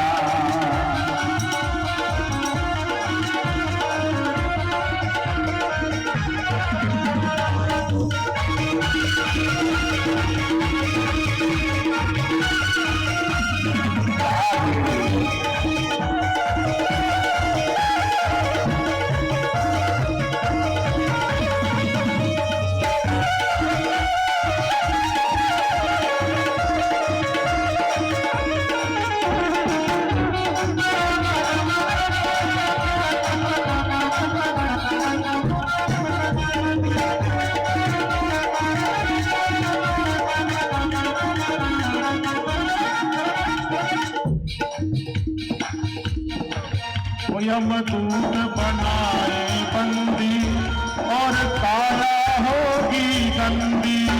यमदूत बनाए बंदी और काला होगी गंदी। यमदूत बनाए बंदी और काला होगी गंदी। यमदूत बनाए बंदी और काया होगी गंदी। और काया होगी गंदी। और काया होगी गंदी। जब जाऊं मैं शमशान तो नंदी लेकर आना। शमशान तो तुम नंदी लेकर आ जाना। भगवान को गरुड़ पर चढ़कर आना। दीन बंधु भगवान चढ़ कर आ जाना।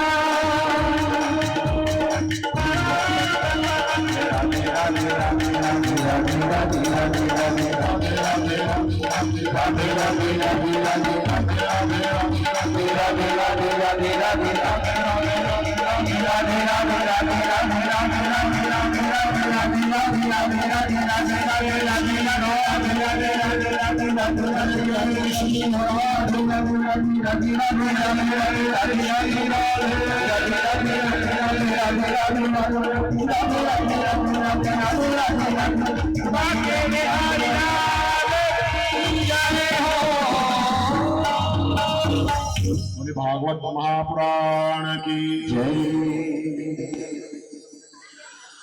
एक तिल सुन वजीर कमल का पुष्प तोड़ करके जैसे ही भगवान को पुकारा और उसी समय गरुड़ जी पर चढ़कर साक्षात नारायण आए और अपने सुदर्शन चक्र से उस ग्राह का वध करके भगवान ने उस गज को छुड़ाया। सुखदेव जी कहते हैं परीक्षित, भगवान न किसी का रूप, न किसी का बल, न किसी का ज्ञान देखते हैं। भगवान तो एक निर्जीव, एक पशु के लिए तक आ जाते हैं। प्रेम से पुकारिए तो सही। परीक्षित का धन्य हो महाराज, धन्य है नारायण। अब परीक्षित तुम्हें कथा सुनाता हूं मैं।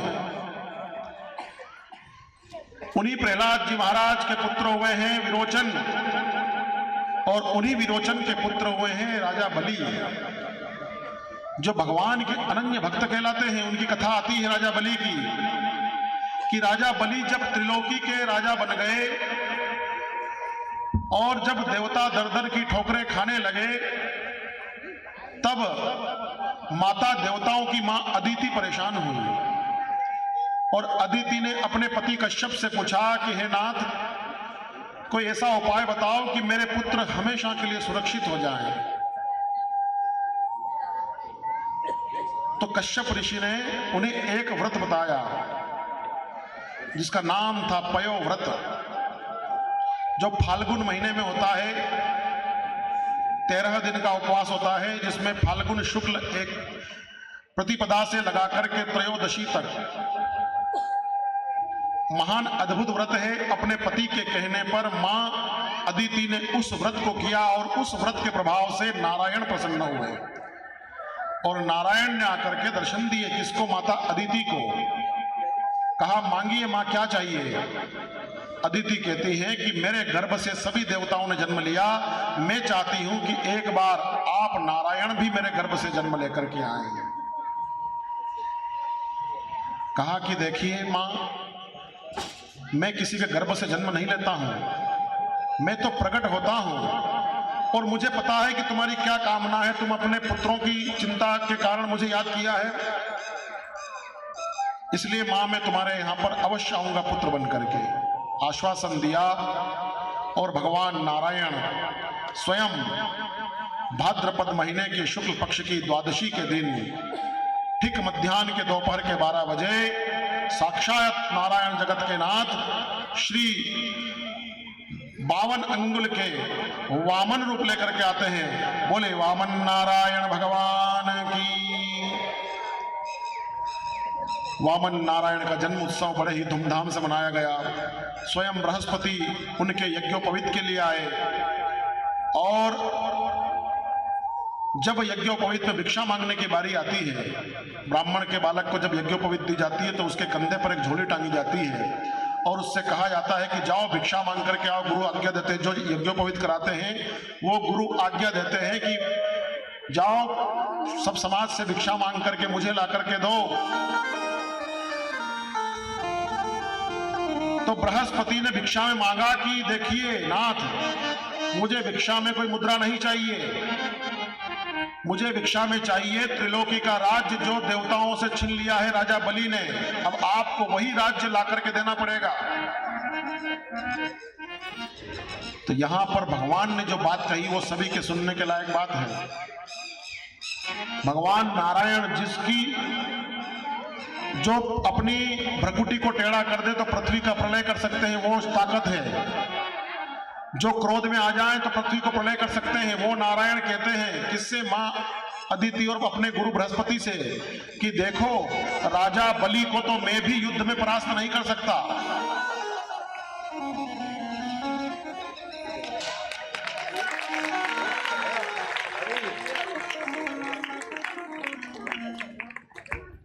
वामन भगवान की जय।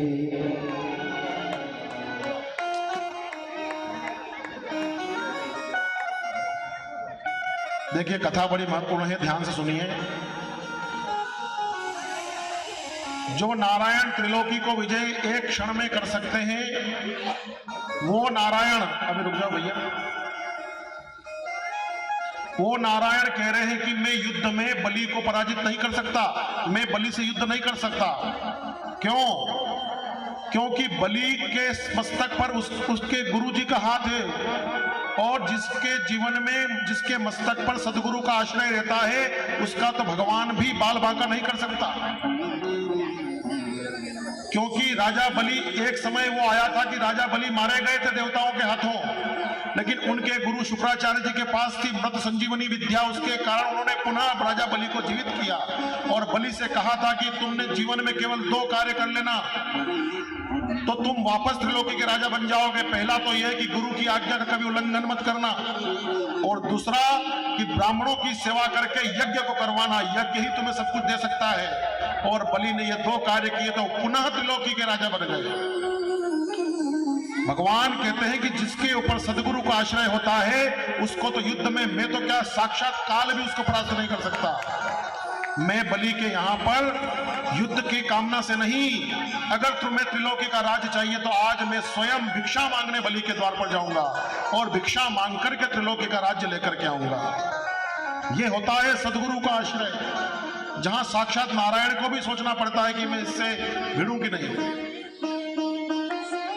और भगवान को पता लगा कि राजा बलि अपने गुरुदेव के आश्रय में रहकर के गुजरात के भरूच शहर में एक महान यज्ञ का आयोजन कर रहे हैं।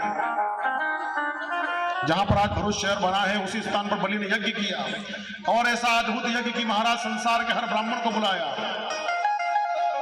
और उसी यज्ञ में भगवान वामन अवतार 52 अंगुल के उस यज्ञ में पहुंचे तो महाराज वहां पर बैठे हुए सभी भगवान की ओर देखने लग गए। ऐसा अद्भुत ब्राह्मण न पहले किसी ने देखा न किसी ने सुना।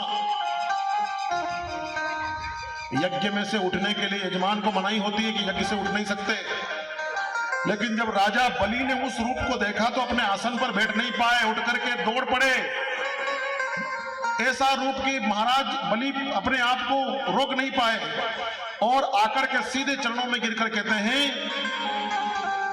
स्वागतम ते नमस्तुभ्यं ब्रह्मणं किं करवाम ते ब्रह्मर्षिणा तपः साक्षान्मये पार्यं वपुर्धरम् कि गाम कांचनम गुणवदधामं मुष्टम तथान्नपेयुतवा विप्रकन्यां ग्रामान समृद्धास्तुरगान गजान वारथास्तथार्तं संप्रतिच्छ। हे ब्राह्मण देवता, आप किस लोक से आए हैं? आप पृथ्वी के तो नहीं दिखते हो। ऐसा सुंदर रूप ब्राह्मण का मैंने कभी देखा नहीं किसी का। पता नहीं मेरे मन में ऐसा क्यों भाव उमड़ रहा है कि मैं आपको सर्वस्व दान कर दूं। अरे आप कहें तो 1,00,000 2,00,000 गायें आपको दे दूं। अभी भगवान ने मांगा नहीं है, बलि अपने आप कह रहा है उस रूप को देख करके। अरे मेरी ऐसी इच्छा हो रही कि आपको 2-5 गांव दान में दे दूं। मेरी ऐसी इच्छा हो रही कि मेरे महल के बाहर एक महल आपका बनवा दूं। और मेरी ऐसी इच्छा हो रही है कि किसी ब्राह्मण की कन्या से आपका यही विवाह करवा दूं। बताओ महाराज क्या मांगने आए हो? भगवान कहते भैया मांगने वांगने नहीं आए हैं, यज्ञ नारायण के दर्शन करने आए हैं। हमें कोई मांगने वाला ब्राह्मण समझ रखा है क्या? कुछ नहीं चाहिए भैया हमें, हम तो संतोषी ब्राह्मण हैं। बलि कहते नहीं महाराज, लेना तो आपको पड़ेगा, कुछ ना कुछ तो यहां से लेकर के जाना पड़ेगा। आप ऐसी बात मत करिए। और महाराज भगवान कह रहे कि नहीं चाहिए, बलि कह रहे कि बिल्कुल देंगे। बहुत देर से आपस में झगड़ा चल रहा। भगवान ने सोचा कि अगर बलि वापस जाके बैठ गया तो सब मामला बिगड़ जाएगा। तुरंत भगवान बोले कि तुम्हारी बहुत ही इच्छा हो रही है, हम तो संतोषी ब्राह्मण हैं, हमें तो कुछ नहीं चाहिए, पर ठीक है तुम कह रहे हो तो मांग ही लेते हैं फिर। कि तस्मात् तत्तो मही निषद व्रणो अहम वरदर्शभातम पदानि त्रीणि दैत्येन्द्र संबितानि पदा मम। मेरे ही पैर से 3 पग भूमि मुझे दे दो बस। ये बात सुनकर के बलि ठहाका मार के हंस दिया। वाह महाराज, अरे आप किससे मांग रहे हो ये देखो, पहले मांग किससे रहे हो? त्रिलोकी के राजा से, जो स्वर्ग पृथ्वी और पाताल का शासक है, उससे तुम केवल 3 पग भूमि मांग रहे हो, और वो भी तुम्हारे पैरों से। तुम्हारे पैर है कितने बड़े? अरे इतने इतने से तो पैर है तुम्हारे, क्या भूमि मांग लोगे? कहा राजन, हम संतोषी ब्राह्मण हैं, कुटिया बनाने के लिए बस इतनी ही भूमि चाहिए। देना है तो दो, नहीं तो हम तो ये चले। बलि ने कहा बड़ी मुश्किल से तो माने हो और फिर वापस जाने की बात कर रहे हो। आपकी जहां इच्छा हो, ये पूरी पृथ्वी मेरी है, आपकी जहां इच्छा हो वहां से 3 पग भूमि ले लो। कहा ऐसे नहीं लेंगे महाराज, पहले संकल्प लीजिए। बलि कहा महाराज 3 पग भूमि देने के लिए भी संकल्प लूं।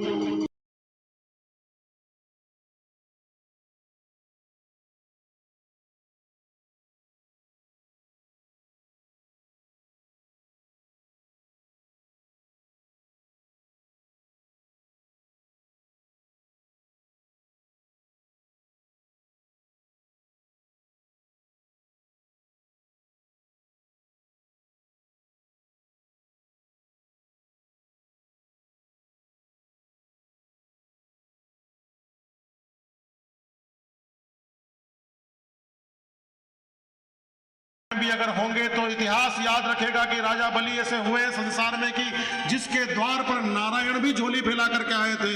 संसार में तो याद रखेगा कि कोई राजा बलि थे। मेरा सौभाग्य होगा महाराज, मैं अगर इनको दान नहीं दूंगा तो। आज पहली बार बलि ने अपने गुरु का कहना ठुकराया है, पहली बार जीवन में। शुक्राचार्य जी ने बहुत समझाया, बलि नहीं माने। शुक्राचार्य जी ने कहा कि राजन, मुझे दिख रहा है स्पष्ट कि तुम्हारा कल्याण अब नहीं है। और शुक्राचार्य जी वहां से अपने कमंडल उठा करके चल दिए। अब तुम जानो बलि। और महाराज बलि ने संकल्प लिया और संकल्प का जल पृथ्वी पर गिरे उसके पहले महाराज सामने देखा तो जो वामन 52 अंगुल का बालक खड़ा था महाराज, उसके चरण तो पृथ्वी में दिख रहे हैं और उनका मस्तक दिख रहा है आसमान में। और प्रभु ने अपना कदम बढ़ाया, एक ही पैर में भगवान ने पूरी पृथ्वी और स्वर्ग को नाप दिया, एक ही पैर में। और जिस समय वह चरण भगवान के ऊपर उठे तो उस समय ब्रह्मा जी ने अपने कमंडल में से जल निकाल करके उन चरणों को धोया और वही जल अपने कमंडल में लिया। और आज वही माँ गंगा हमारे धरती पर बह रही है, वही जल गंगा माता के रूप में बह रहा है। दूसरे चरण में भगवान ने संपूर्ण पाताल का लोक नाप लिया और बलि से कहते हैं, बलि तुम त्रिलोकी के राजा हो और तुम्हारी त्रिलोकी तो मैंने 2 पैरों में नाप ली, अब बताओ तीसरा चरण कहां रखें। और अगर तीसरा चरण की भूमि तुम नहीं दे पाए तो अपराधी माने जाओगे। इतनी ही देर में गरुड़ जी ने आकर के बलि को बांध दिया। बलि हाथ जोड़ के खड़े हैं और बलि कहते हैं, नाथ आप ये बताइए कि दान बड़ा होता है या दान देने वाला बड़ा होता है। भगवान कहते हैं दान देने वाला बड़ा होता है, दान की वस्तु छोटी होती है। प्रभु ये त्रिलोकी की राज था, ये मेरी वस्तु थी, मैं दाता हूं। आप तीसरा पैर मेरे मस्तक पर रखिए महाराज, मेरे मस्तक पर रखिए। और ये बात सुनकर के भगवान वापस पुनः अपने रूप में आए और आकर कहते हैं, धन्य हो तुम बलि, तुम धन्य हो कि आज तुमने भगवान को भी भिक्षा दे दी। मैं तुम्हारा ऋणी हो गया बलि, तुम्हारा ऋणी हो गया। वो तेरे द्वार खड़ा भगवान झोली, वो तेरे द्वार खड़ा भगवान भगत भर रे झोली, भगत भर रे झोली, भगत भर रे झोली।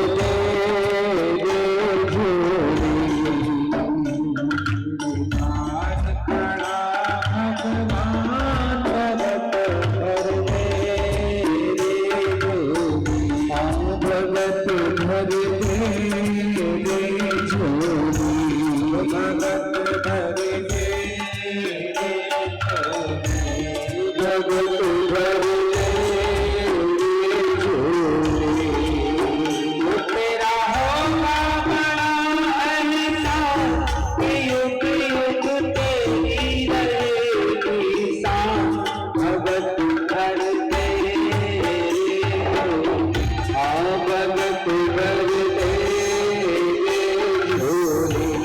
भगत भर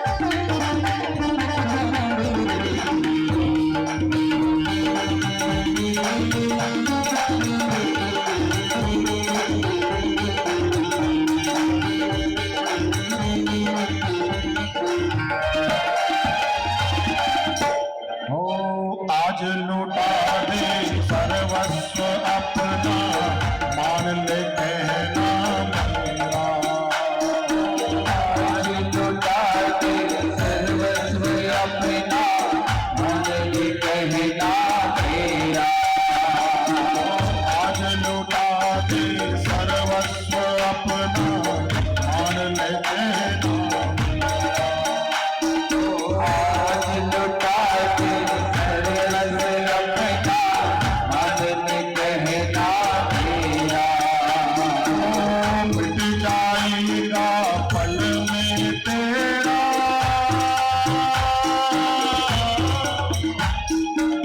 मिट जाएगा पल में तेरा। जन्म जन्म का फेरा रे जन्म जन्म का तेरा। छोड़ सकल अभिमान तू छोड़ सकल अभिमान। अमर कर रे तू अपना दान भगत भर दे भगत भर दे तेरे द्वार खड़ा भगवान भगत कर दे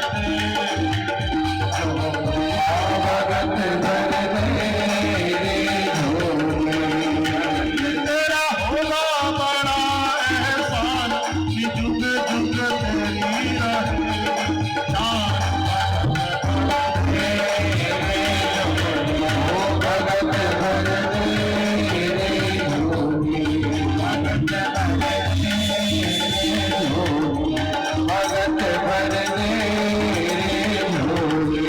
भर दे भगत भर दे भगत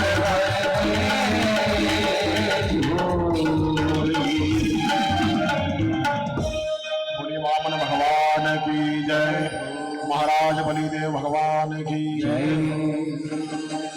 ऐसे राजा बलि हुए महाराज, सर्वस्व दान कर दिया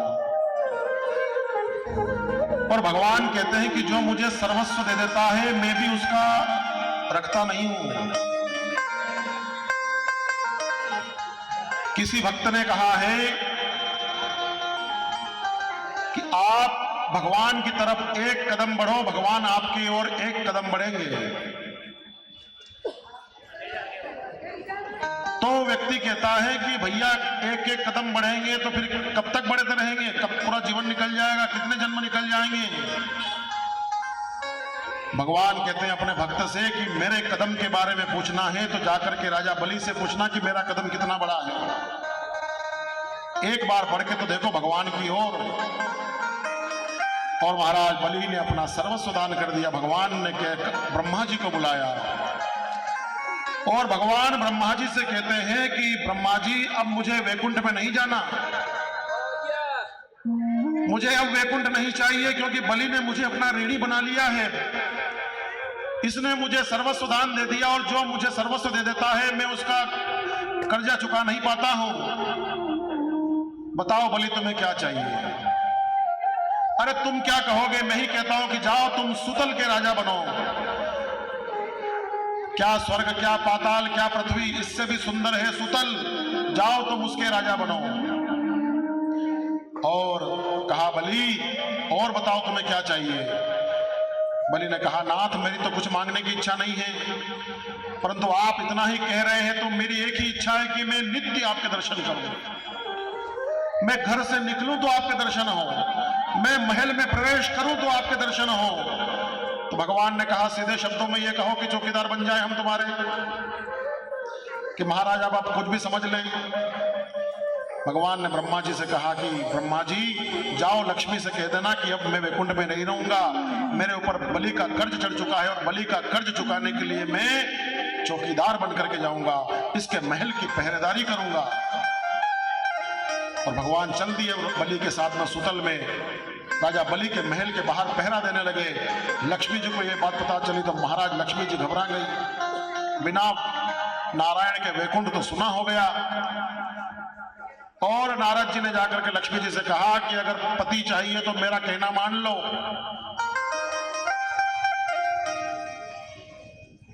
एक धागा लेकर के जाना और जाकर के बलि के हाथ में बांध देना और कहना कि आज से मैं तुम्हारी बहन। और बलि कहेगा कि क्या चाहिए बहन तुम्हें, तो अपने पति को मान करके आ जाना। और वही श्रावण की पूर्णिमा के दिन मां लक्ष्मी बलि के द्वार पर गई सुतल में, बलि को जाकर के एक रक्षा सूत्र बांध दिया। ये न बद्धो बलि राजा दानवेंद्रो महाबलाः तान तम बदनामी रक्ष माचल माचल। क्या चाहिए बहन इसके बदले में? कुछ नहीं भैया, तुम्हारे जिया जी को छोड़ दो, जवाई साहब को तो पहरेदारी में लगा रखा है, उन्हीं को मांगने आई हूं। और माता लक्ष्मी अपने साथ में नारायण को रक्षाबंधन के बदले में लेकर के आई, तभी से रक्षाबंधन का पर्व चला है। और भगवान ने फिर भी कहा कि नहीं लक्ष्मी, फिर भी मैं 4 महीने के लिए तो बलि के द्वार पर अवश्य आऊंगा। और आज भी भगवान चातुर्मास में 4 महीने के लिए जब देव सोते हैं तो भगवान आज भी बलि के यहाँ पहरा देने जाते हैं। आज भी यह घटना सतयुग की है, लेकिन भगवान आज भी जाते हैं। इसलिए कहते हैं कि भगवान को कुछ तो देकर के देखो। भगवान अपने पास कुछ नहीं रखते हैं, भगवान तो उसका कई गुना बना करके लौटा रहे हैं। आज तक बलि के भगवान कर्जा चुका रहे हैं। इस प्रकार बलि की कथा आती है और कथाएं तो अनंत हैं कि लेकिन क्या करें, समय साथ नहीं देता है। समय इतनी जल्दी निकलता है कि पता ही नहीं चलता है कि कब। भगवान के अभी तो वामन अवतार ही हुए हैं, अभी तो भगवान के राम जी का अवतार है, बाकी भगवान के कृष्ण अवतार हैं। अब हमें भी राजधानी एक्सप्रेस पकड़ना पड़ेगी। यहाँ पर आगे कथा आती है सूर्यवंश की, और सूर्यवंश में महाराज सगर ने अश्वमेघ यज्ञ किया और उसका परिणाम के फलस्वरूप मां गंगा का पृथ्वी पर आगमन हुआ, जो उन्हीं सगर के वंशज लेकर के आए। सगर के पुत्र अंशुमन, अंशुमन के दिलीप और दिलीप के हुए भगीरथ। और भगीरथ जी महाराज ने तप किया और तप के प्रभाव से मां गंगा का प्रादुर्भाव